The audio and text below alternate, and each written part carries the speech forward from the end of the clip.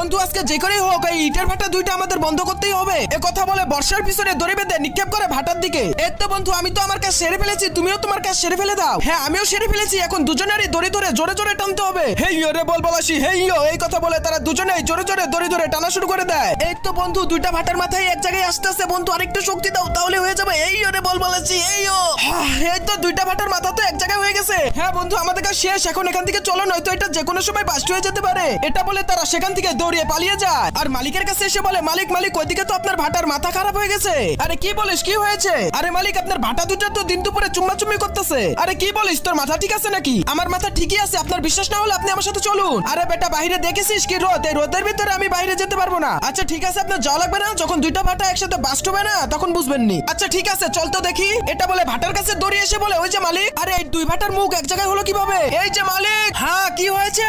তাড়াতাড়ি এদিকে আসুন, সর্বনাশ হয়ে গেছে। আরে